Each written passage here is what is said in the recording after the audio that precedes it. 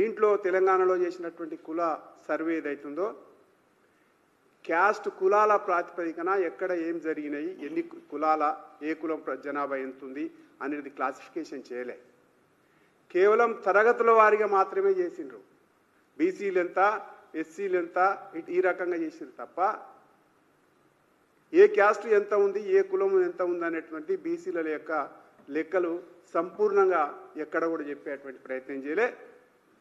ఎందుకు బయట పెడతలేరు కులాల వారీగా జనాభాని అనేది ఇవాళ ఇక్కడ బీసీ సంఘాలు కానీ అందరు కానీ ప్రశ్నిస్తున్నటువంటి విషయం. అందరికి అనుమానాలు కూడా అక్కడనే కనబడతా ఉన్నాయి. మీరు కులాల లెక్కలు చేయలేదా? మరి రేవంత్ రెడ్డి గారు కులాల లెక్కలు చేయలేదా, లేకపోతే చెప్పడానికి భయపడతా ఉండా? ఎందుకు చెప్పలేకపోతుర్రు?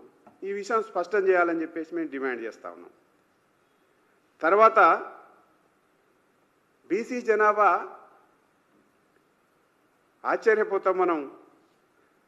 1986లో మురళీధర్ రావు కమిటీ ఆ రోజే 52% బీసీ ఉన్నారు, బీసీ జనాభా ఉన్నదని చెప్తే అంటే ఇప్పటికీ 86 నుంచి ఇప్పటికీ ఎన్ని సంవత్సరాలు అవుతుంది? సుమారుగా 40 సంవత్సరాలు. 40 సంవత్సరాలలో బీసీ జనాభా 46% ఎందుకు తగ్గుతుంది 52 నుంచి? ఎప్పుడైనా జనాభా పెరుగుతుంది కానీ జనాభా శాతం ఎందుకు తగ్గింది? దీని విషయం కూడా రేవంత్ రెడ్డి గారి సర్కారు లేకపోతే స్పష్టం చేయాలని చెప్పేసి మేము డిమాండ్ చేస్తా ఉన్నాం. తర్వాత ముస్లిమ్స్, నేను అనుకుంటా ప్రపంచంలో ఎక్కడ కూడా హిందూ ముస్లింలు, BC Muslims, OC Muslims, Muslims అంటే బీసీ ముస్లింలు, ఓసీ ముస్లిమ్స్ అని చెప్పేసి కేటగిరీ ఏ ముల్లాలు ఏ మౌలానాలు కూడా చేయలే ఇప్పటివరకు. ఎక్కడ కూడా మనకు కనపడది. రేవంత్ రెడ్డి గారు మాత్రమే బీసీ ముస్లిమ్స్లు, ఓసీ ముస్లిమ్స్ అని చేశారు. మరి ఈయన ఎక్కడ చదివిండో, ఏ దాంట్లో నుంచి తీసుకున్నాడో అది అర్థం కాకుండా, అది కూడా బీసీలలో 10% ముస్లిమ్స్ ఉన్నారని చెప్పేసి యాడ్ చేసి బీసీలని 46% కుదించి పెద్ద మోసం చేసినటువంటి విషయం స్పష్టమవుతుంది.